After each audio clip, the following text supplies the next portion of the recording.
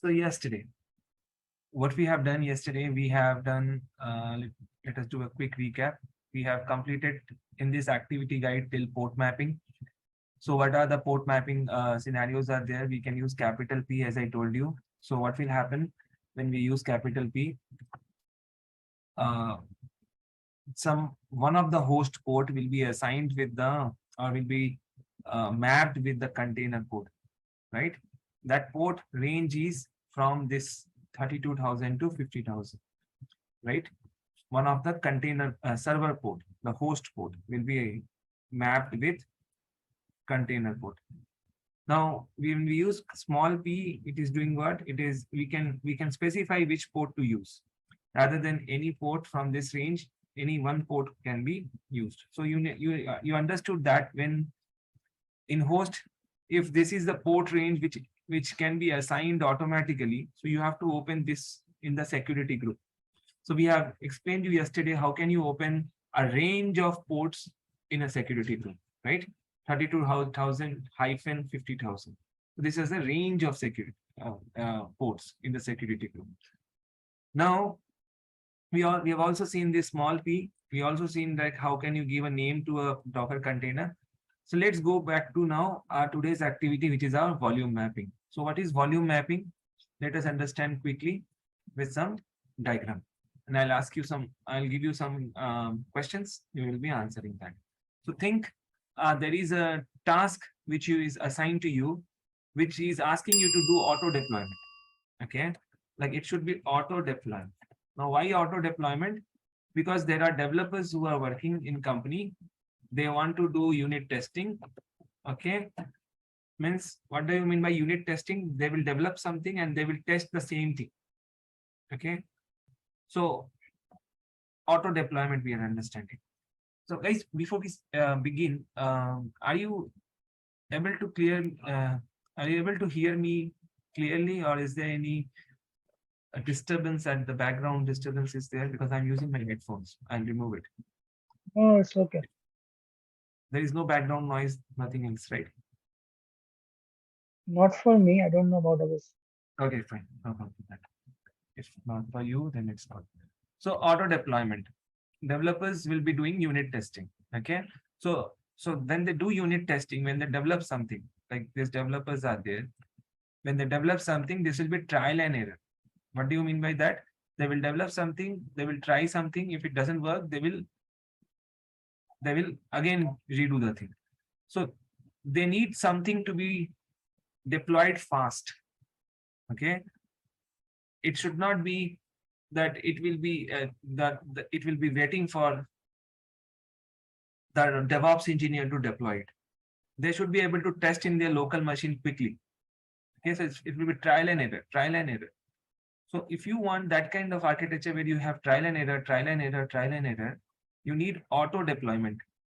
Means you will keep your developers will generate the var file and keep the var file in some location, and that will be auto deployed. And it should be very quick. There should not be any pipeline job or something should be running. So interviewer will ask you that, tell me what you will suggest as a DevOps engineer to your developers to use. Tell me guys, what do you think what you should do?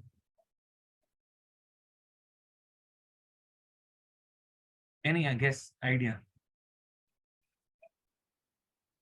If you have already worked, if you are a DevOps engineer, you're already working something and you joined this course for advance. What architecture, what you will suggest to your customers or developers? So they need auto deployment for unit testing. Okay, and I'll give you an example of suppose Tomcat, and it's a Java project. Now, what do you think what you should do? Jenkins? So no, Jenkins is not pipeline. We don't have that much time. Jenkins will run every 5 minutes, will take some time to deploy, right? I don't have any development server. I'm not saying there is a development server. This is GitHub. Or just think it is a local Git repo. Local repo, okay? Not a central repo. Means it is the same laptop where developers is working. Same laptop. Okay. Diagram wise, it is little wrong. Let me. So think like developers will test in their local laptop. They will do their unit testing here. So what should you suggest there? So when they are testing in their own local laptop, okay, own local laptop, the Java project, okay. So what they can do, they can install Tomcat in their local laptop, right? Can't they do that in Windows? Yeah, they can do. Now there will be a directory called web apps directory. In the web apps directory, they will keep the WAR file, right? And then it will be auto deployed and they will do the testing. Very easy. You can tell them that. But then it's not that easy, right? So, but then you want that your developers to use the same Docker file, which is there in the same Docker Hub image which you created. You don't want developers to test in their local laptop directly because it is a Docker environment. So what you will do, you will create the Docker image and keep it in Docker Hub. So there is a Docker image which you are creating. Who, when I say you, means developer, DevOps engineers will create. This will be your task to create and keep the image here. So you will keep the image here. Now your developer will pull it in the local laptop. He will start the Docker desktop. So there is something called Docker desktop. He will start Docker desktop.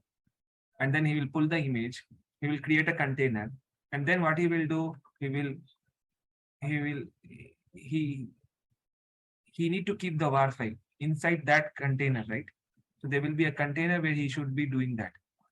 So if I draw a picture, so this is suppose local laptop, Windows laptop, where he creates a container. Now inside this container is a Tomcat container. Okay. Now inside this container, there will be a folder where he should keep the WAR file. What is the folder name? Web apps. He should keep the WAR file here. So what developer will do? Developer directly will not keep in the web apps folder. Okay, again it's a, so what he will do? He will keep in some local directory, the host directory. So in a host, he will create one directory. So this is my host, which is like the laptop. In this, he will create a directory called maybe deploy, and he will keep the WAR file here, and which will be mapped with the web apps directory inside the container. So this thing is called as what? Volume mapping. Clear? So what does that mean? So you create a volume in host and map it with the container.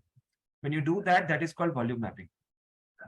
And the reason is for auto deployment. I've given you the reason also. So just learning volume mapping, you will forget and you will not be able to explain. But when you remember this scenario, you will be able to explain. Anybody who didn't understand the scenario, raise your hand. Don't hesitate. Okay. Is it like a sharing of a drive? Sharing of a drive. Sharing of a drive. It's like you are in a cyber cafe. There are 10 laptops there, 10 computers there. The main admin is creating one file system and he is sharing to all the laptops. So that if suppose something needs to be installed, you can take it from that same drive, the shared drive. So, but then this is one computer only. Okay, currently we are studying only in one computer. Generally in company, in real time, you will use Kubernetes, where it will not be having only one server. There will be 20 servers. Okay, who will be having. So there we will use network file system. Now this is only one server, one laptop for a developer. So developer wants to do unit testing. Remember this keyword. Why are we doing this? Because we want to do unit testing. What do you mean by unit testing? Means developer will develop something and he will test things in his laptop before he push things to GitHub. So that if he push to GitHub, what will happen? It will directly go to server. Okay, and everybody will be able to see that. But then he's doing trial and error. He don't know if it is correct or it is bad. So you want to do the testing in his laptop first. Trial and error. Okay. So he needs that kind of environment where he can do trial and error so that he can develop things faster. Clear? So there is no single formula of any architecture. Okay. Scenario wise, we will change. Scenario is unit testing. This is the architecture. Okay. So DevOps engineer means you will keep the image here in the Docker Hub. And you will ask your developers, boss, what you do, don't use your laptop to develop and test. You have to tell them, okay, strictly. Because if they use their laptop to test, what will happen? Again, this scenario will happen, right? This code works fine in my laptop. There is some problem in my code.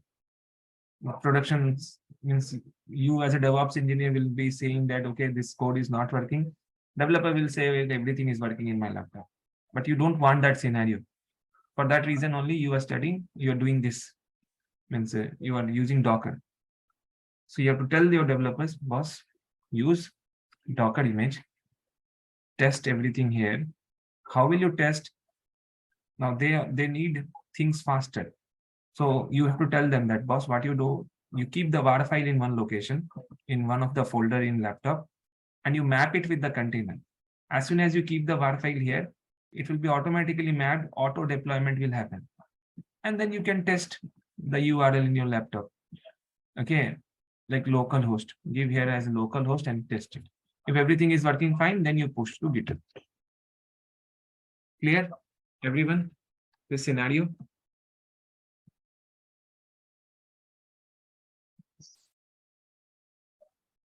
All of you. Is this clear? Yes. Rahul sir, this Yeah. I have doubt. Okay, one by one. So Udit, you can go ahead, and then OT, you will be next. Go ahead, Udit. This local directory, that will be in the the developer local directory, or like it will be Developer local directory. local directory, and they This will is map it your with laptop. Yeah. In your laptop, maybe download folder. Here, somewhere here. Understood, right? Yes. Here you can keep the WAR file. That will be mapped to this particular. This Create web a apps. folder here. Create a folder here like web apps, and then keep the WAR file here in this location. And then this folder will be mapped to the Web apps. The container folder. Container folder. Like we can declare it in the Docker file also, copy using copy. Copy also, that is separate thing. That is like fixing you are doing. Nah. If you do that, what is the problem? Every time developer need to run Docker build command. What I am saying, my requirement is what it is very clear. Auto deployment of it. Do you think really developers will have that much time? Oh, build karega, he will do the testing, he will push the image. No, Docker file, who will create? You will create. DevOps engineer. Okay. The final, when you are going to go into production, then you create that. But sir, the mapping, how it will be done, like from the local. No, there we don't require mapping. If you do copy, why you require mapping? Okay. When you do copy, correct, means I am giving you something. That is, I gave you that. You got that, right? Now that is not mapping. Mapping means I have something in my home that is also there in your home. Now I change something in my home to that particular folder that is also getting changed in your home. That sync is happening automatically. That is mapping. It's like soft link. Correct.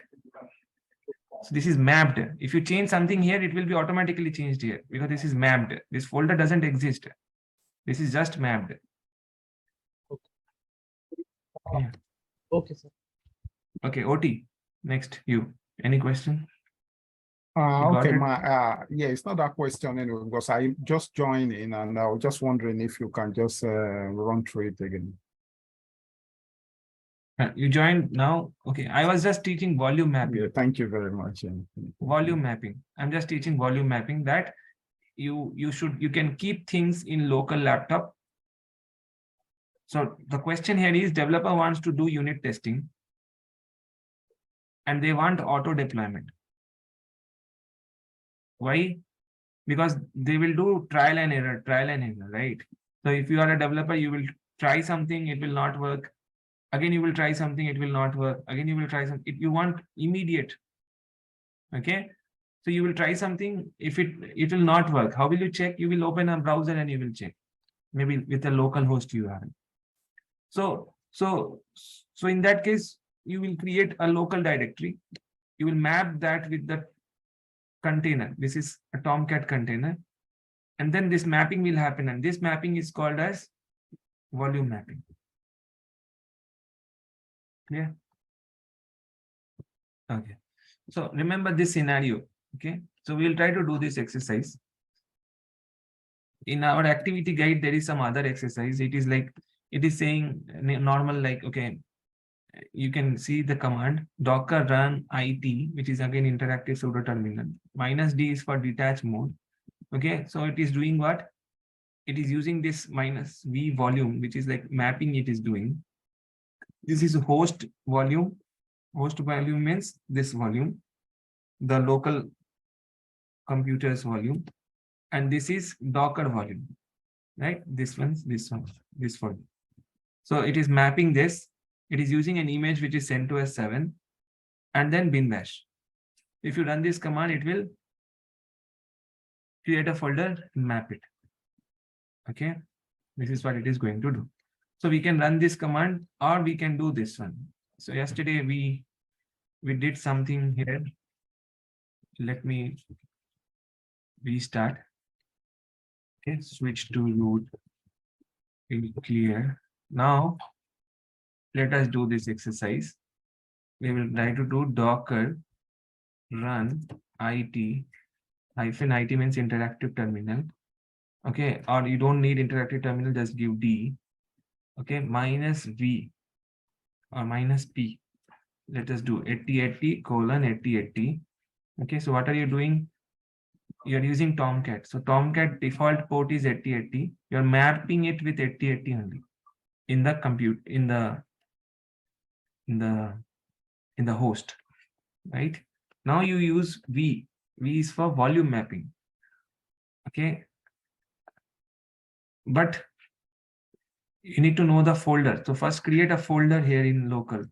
Okay, so let me create a folder, and I'll see that there is etc Tomcat web apps. So I have already one folder where my var files are present.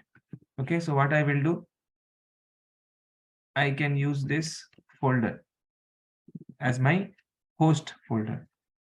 Now I have to map it with container folder. So I have to know the container path also, right? So container path, what is the exact path of web apps? You need to find out that. So for that reason, what you will do, just create one sample Tomcat 7, the sample folder, sample container. Okay, like this, you can create. You will go inside that container.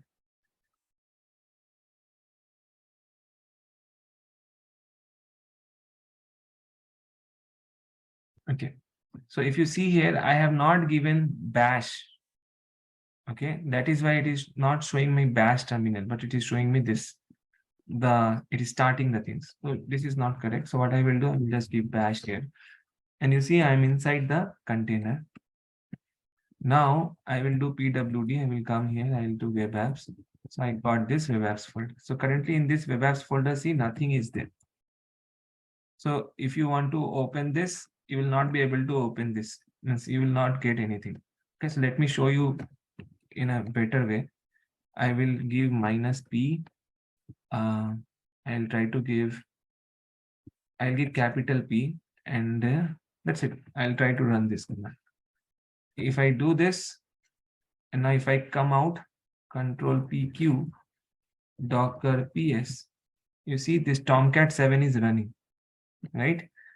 Just now I created this container and this Tomcat 7 is running. So in this particular container, I'll try to access this container with this particular port, right? This is my host port. So I'll get the public IP with this command. I'll go to browser. I'll change this IP, and then what I will give this port number. This is my host port. If I try to access this, see, it will give me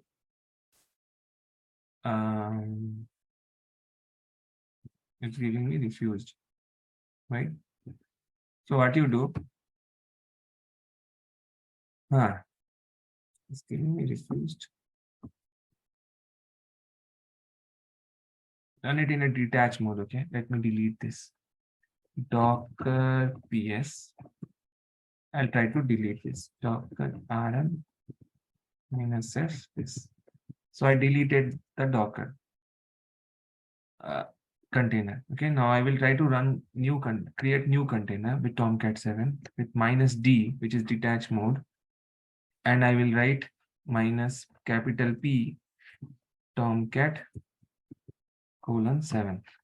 So when you do this, okay, see, it has created one container. Okay, here you see bash was running, but now I want to run the default one. So that's why Catalina.this run is running, which means it has started the container, the Tomcat 7. It has started the Tomcat. Now, if you get this IP as a port number, put here, you will get 404 error. Why? Because so it is started, but then you are getting 404, which means my Tomcat has started, but then there is no web page. Because if you log into this particular image container, IT, this is my container. If you log into this container, go to this web apps, and you see there is nothing here. Because there is nothing, you're not getting anything. So your developer has done this and is trying to test, but then there's nothing. So what now developer will do? Developer will do this one, this mapping he will do. Okay, so now again I'll run the same command, Docker run with capital P, but this time I will do mapping. Mapping of what? Mapping of the local folder, which is this, with the folder inside the container. So I will do this one. This is my, this folder is my host folder, which is nothing but this folder. Okay, the host folder, colon, I'll give the container folder, then I'll give this. So what I'm doing, to see this and let's give a name also to this. Okay, Tomcat example. So now all of you understood what I am doing. I am running a container with this image. But then before we run this container with this image, what I am doing, I am running it in a detached mode. I'm mapping a port with capital P. I'm doing a volume mapping. Okay, volume mapping means the folder where my var files are present. This is the folder where my var files are present, right? I've shown you here. Here you see, this is the folder where my var files are present. This var file is there, root is there, everything is there. Now that I'm mapping with the container port, container path. And then finally, I'm giving a name and running. So if I run this, now if I see a new container will be created, which is this, which is Tomcat example. Now the port is also mentioned here. Use this port, which is host port. Go to the web browser and just change the port. And you will see now the page is opening. From where you got this page? Because you have this in the local, this is mapped inside the container also. If you go here, okay, here you see, this is mapped. So whatever is there in my local laptop, that is there in the container also. So that is the magic of, so this is the magic of what? Volume mapping. Clear? Volume mapping is this. I hope this is clear to you. Okay, so basically whatever is in local, if you want to map it with container, you will use volume mapping, which you can define through this yellow part, which is -v, give the volume of the host, colon the volume of the container. Okay, but I've given you some example of Tomcat, that's why it might feel you a little bit overwhelming. Okay, but then this is how you should be learning that, okay, this is an example, this is my diagram, I wanted to do this, and that's why I am doing this exercise. Okay, fine. Now if you want to remove all the containers, how will you remove? Okay, you can run this command. So if you see, I have lot of containers here. 3 containers are running, and I will have lot of images also. This many images. How can you delete all these images and this? So first you delete the container. How will you delete the container? Docker, okay, rm. But then one by one you have to take this. One by one you have to take this image ID. Rather than taking one by one container ID, what you do? You copy this command and run. If you do this, it will delete all the containers, all the running containers or the killed containers, everything it will delete. Once you delete that, run this command to prune the image also.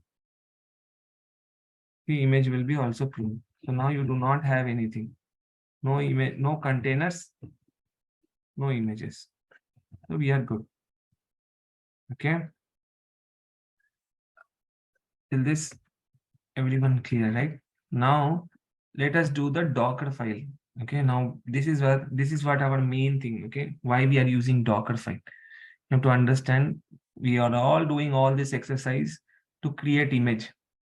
Okay, the main thing is we need to know, as a DevOps engineer, our task is to create image. Okay, this image, Docker image. Now how will you create Docker image? You will have to create Docker image with the help of Dockerfile. So you need to have Dockerfile as a raw material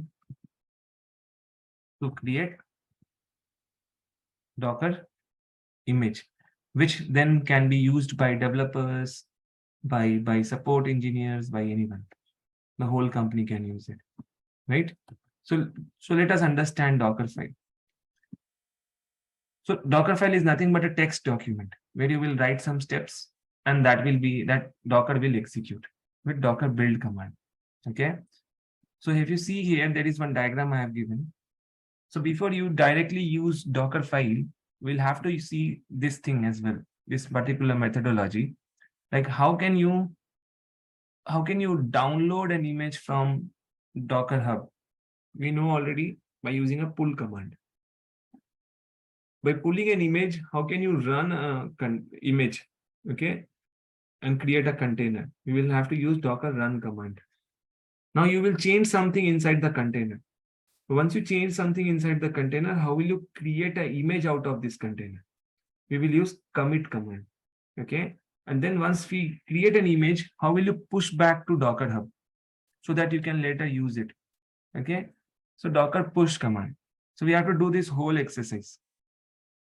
Like start from pulling, creating container, committing it, and then pushing it back. So I think we are all in shape, right? You all understood this diagram? Those who didn't understand, raise your hand. Okay.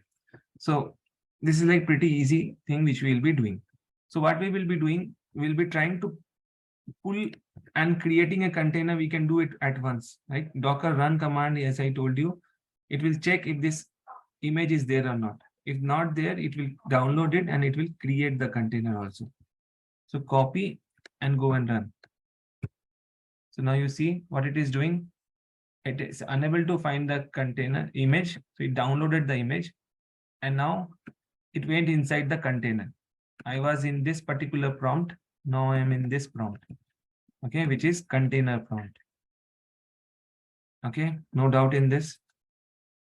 Now I'm saying run this command. What is this command doing? It is updating something. So as my container is created, so I will change something inside the container. So I will change like this. I will do this. What it is doing, it is installing a curl, then it is updating the repository, and then it is installing Vim. So I downloaded a base image. That base image I am now changing. Okay, modifying.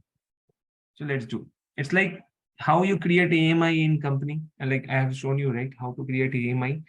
You will create an EC2 machine, you will change something, and then you will create an AMI out of it. Similarly here. Okay. So this is how, this is my, this container got this image you will use to create a container. You are inside the container and now you are modifying it. Once you modify this container, we will come out of this container by control PQ. Okay, see we did control PQ. Now you will do Docker PS to see if my container is running or not. Okay, this container is running. Now what I will do, as per diagram, we will have to commit this container. What does commit will do? Commit will create an image out of a container. Okay, so let's do commit. So Docker container commit. Okay, and give the container ID and then give the image ID. So image here is C, it is saying 1404. We will change this to some other name like commit, suppose. So Ubuntu : commit. So we are saying that this is a example of commit. Okay, commit example. Once you run this command, you will see an image is created. Okay, let's see Docker images. You see here there are two images which is there. One image which is the base image, and the other image which you just now created by running a commit command. See the size. The size of the commit example is 256 MB and the size of the base image is 197 MB. Can anybody tell me why the size of commit example is more? The image tag which is having commit example is more. Sorry? Modified it. It Because installed I have Ubuntu. modified it. We installed Vim and all those things, right? That is the reason. Correct? Because we ran this command. apt get curl, update, and Vim. We modified. That's why the new size is more. Now we need to push it. Where we need to push? As per diagram,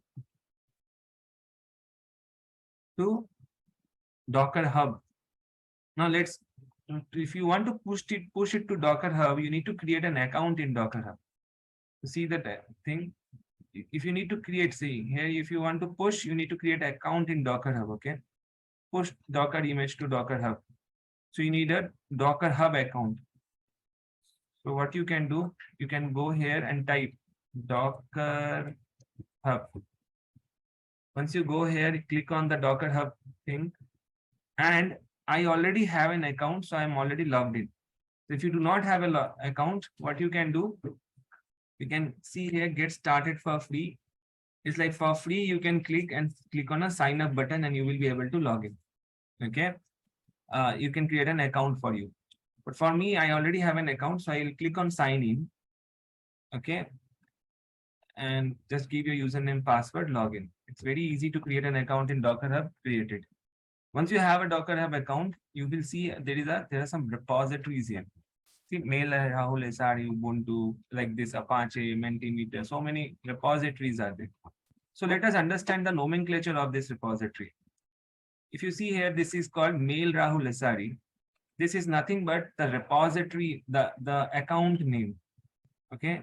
So in Docker Hub, this is my account ID. It's a unique account ID. It will not be shared by anybody else. Means you cannot use this. It will be from me and my name. See, mail Rahul SRE is my account, which I am using. Under this, there is a repository called Ubuntu.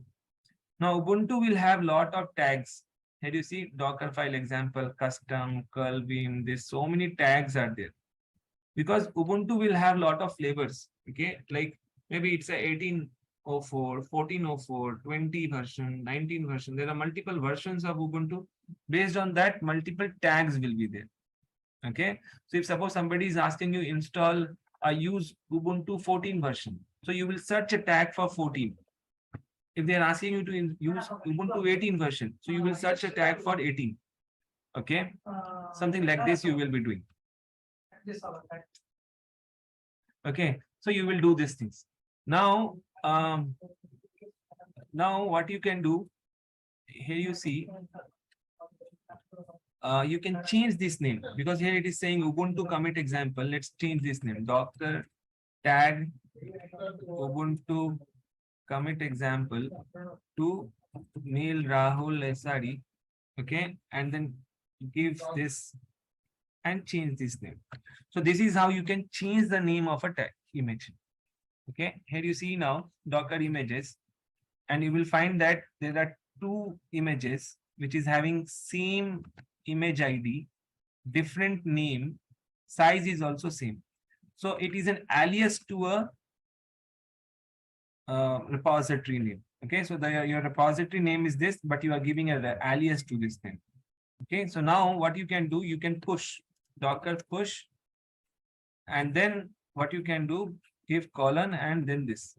Once you do this, now you see it will try to push, but then it will give you error. Okay, now it didn't give you error. Why? Because yesterday only I have logged in. So Docker login you have to do. Okay, if you do not do Docker login, it will fail. So let's do Docker logout. Okay, now you try to push, it will give you like this kind of an error, unauthorized access, something like that. Okay, when you try to push, because nobody else can push this image. For pushing an image, you need a permission. You need to authenticate yourself. For pulling, there is no required. Okay, if it's a public repository, it does not require any permission.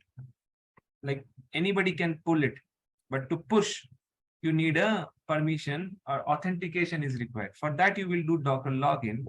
It will ask you username, give the username, and then give the password. Once you give this password, you will be able to log in succeeded. Then what you do, Docker push, give the address, and then the repository name. Once you do this, see, you are able to push. So this complete cycle you have to do, guys. Okay, like how you pull, how you commit, how you push it back, how to log into a Docker Hub, how to create a Docker Hub account, and this exercise will help you in that. Okay, so that is the whole reason we are actually doing this. Okay, any doubts here? How to log in and all? This is like pretty easy. Follow the video and do it. Okay. Now we'll try to use Dockerfile as well. Okay, so let's see Dockerfile.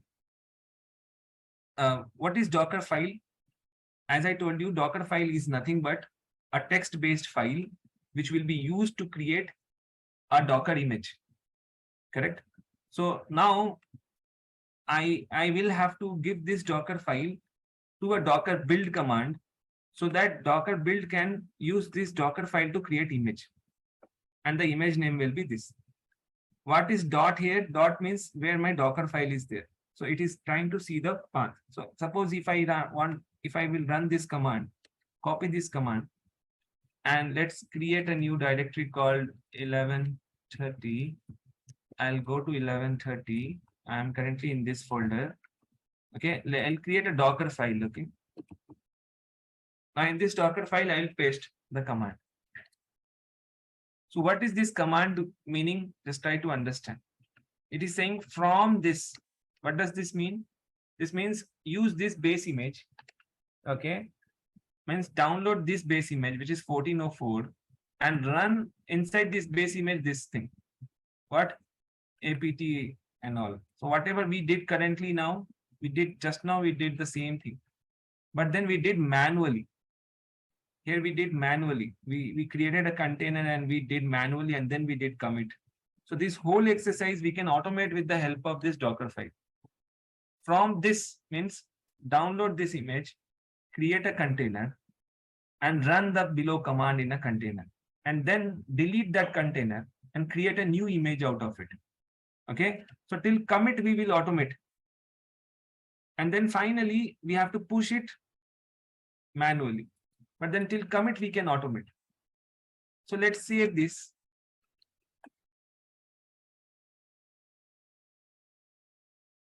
Save this. And let's run a command docker build dot -t ubuntu :dockerfile. So if I run this command, so my tag is Dockerfile. Okay. What is dot here? Dot means the folder name, where exactly currently I am in this one, this folder. If you don't want to give dot, give this full folder here. That also is okay. Okay. But finally, we will run this command and see what will happen. How many steps are there total? 2 steps are there. 2 out of 2, 1 out of 2. Okay, 1 out of 2 means download an image. 2 out of 3 means run this command. And then now you see there is one new image got created, which is this. Okay, Ubuntu Dockerfile. Right? Yesterday I created the same thing. That's why the time is showing 13 hours ago, because it is taking it from cache. If you change the some name, it will not be taking it. Okay. So yeah, but we have done this. What is the size of this? C 256 MB. Okay. So this is one way to create a Docker file. I'll show you another way to create a Docker file. Okay. So we will create another Docker file, but I cannot have 2 Docker file in same location, right? So I will create another Docker file with different name, like Dockerfile 1. And then I will open this file and I will do what? I'll copy this command. Now, can somebody explain me what exactly this is going to do? This 4 commands is going to do.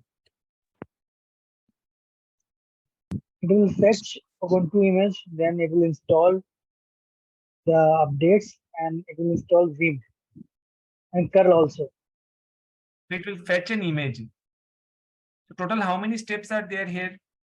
First 4 steps, but it does the same thing as earlier. It was in 1 command, it is in 3 commands. Yeah. So it does the same thing, but then there is something called best practices to write Docker file. Okay. I have given this document here. If you see, if you scroll a little up, see Docker file best practices. Click on this and you will be able to see that there is some best practices are there. So if it is run command, okay, it is said that you should write it in one single command only. Why? I will show you. How many steps are there? As you told, 4 steps are there. First step is it will download the image. Second step, it is saying run. That means can I run this command in image? No, right? So I have to create a container. So Dockerfile will automatically create a container from this image, and then it will run this command.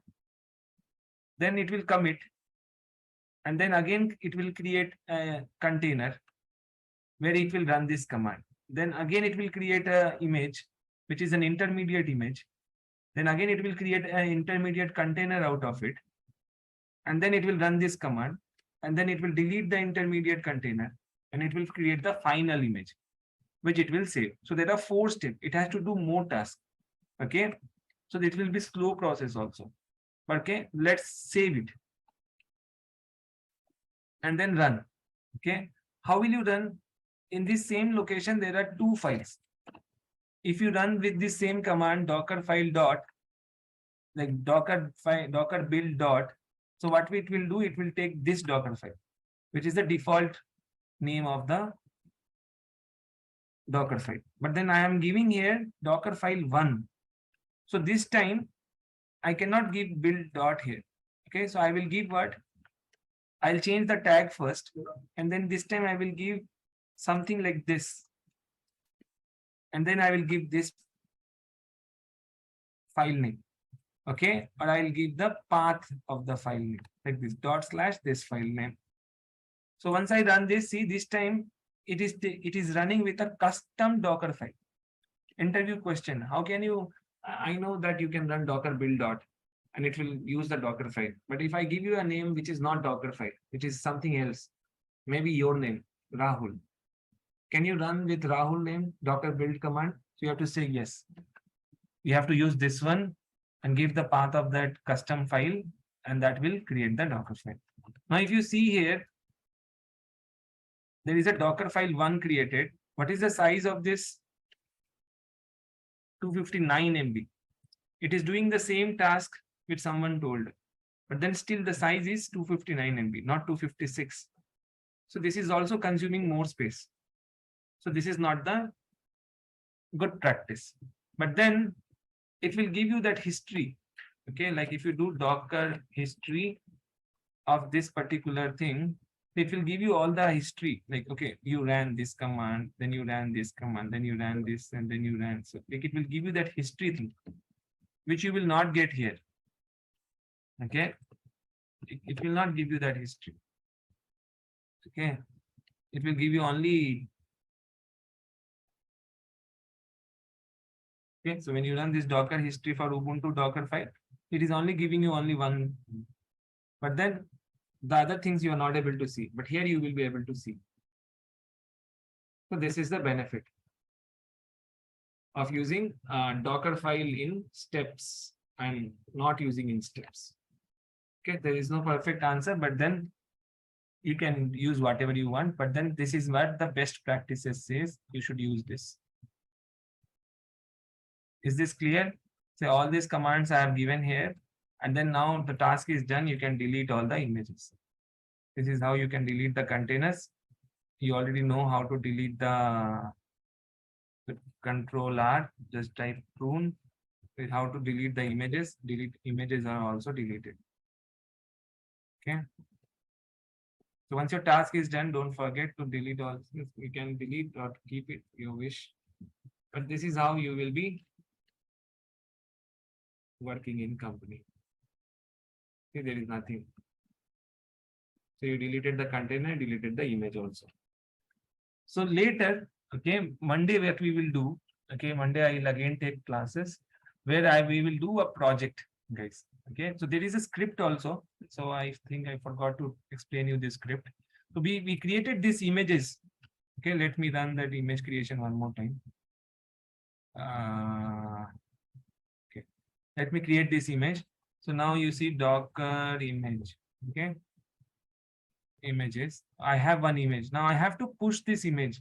So how can I automate this step of building an image and pushing an image? As I told you that we Dockerfile can only do the automation till commit, but then push is not getting automated. So for that, I have written a script which you can use. Okay, what I am saying, let's copy this script and paste it so that I can explain you. Docker build.sh. Okay, so if you see this script, it is saying if this is what $# means the argument. If the argument is not is equal to 4. So what do you mean by an argument? So when you run this script, it is expecting some values after the script. That is called argument. So it is saying that, okay, after build.sh, you should give this 4 arguments, 4 values, like what is the Dockerfile location, what is the hub account, what is the image name, what is the tag name. So if you don't give this 4 argument, things will not work. Now let me again open the Docker build.sh, and now you will understand. So if the argument is not 4, then there is a syntax issue. $0. $0 means nothing but, what is $0? Nothing but this thing, the script itself. Okay, see here, this is replaced. And then it will, so it is failing, right? Syntax issue, this thing, it is printing, and then these things are printed. Okay, whatever you mentioned in the script. And it exited. It didn't proceed it further, it exited.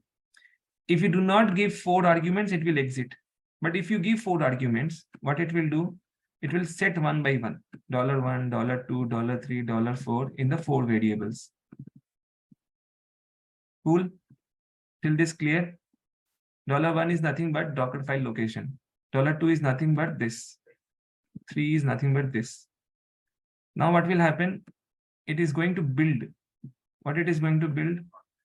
It is going to build with this dollar file location, which is this, which is nothing but dot. In our case, we did with dot, right? This dot, this location, okay? Or the dot, Dockerfile location. -T is for tag. In tag, I told you first we will have to give the mail Docker Hub account, which is mail Rahul SRE, image name, which is maybe Ubuntu, and Docker tag, maybe anything, whatever you want. If this is not successful, which can be tracked with $? Exit status. If it is not successful, means not 0, then build not successful. If it is 0, that means, okay, fine, it will push it. If push is not successful, push not success. If it is successful, that means if this is 0, that means it will print push is success. Done. Now this is how you can do. So now you can run this docker build.sh, give the location. The location can be, you can give just dot, and you can see here mail Rahul SRE. Docker Hub account is there. Give the account name, give the image name. Image name is suppose Ubuntu, and tag name is maybe Dockerfile, Docker1, something like that. Okay, and run. And once you run this, see it has it is printing message push. It has done a push, and push is successful. Everything is good. So now if you go to the Docker Hub and you search for a tag like Docker1, and you see this Docker1 is pushed. Okay, a few seconds ago by mail Rahul. Sorry. So that means the script is also working fine. So see the script that is also there in our document. Okay, this document is already shared with you on Slack. Monday, what we will be doing, we will be trying to do this particular project where we will have a web server and an app server as the customer will try to connect. We'll try to do volume mapping. We'll try to do port mapping. We'll try to do each and everything, that auto deployment. We'll try to create these images also. Okay. So we'll try to create this image, HTTPD image. We'll try to create Tomcat image. We'll create Docker file. And then we'll try to create a proxy server, app server, okay? And we'll do this whole exercise. So this is kind of a project which we'll be doing on Monday. So let's meet on Monday. Till then, these 2 days, do not forget to practice everything and complete, okay? Docker. More you practice this Docker, you will be able to understand, okay? Thank you. Let's meet Monday. Thank you. Thank you.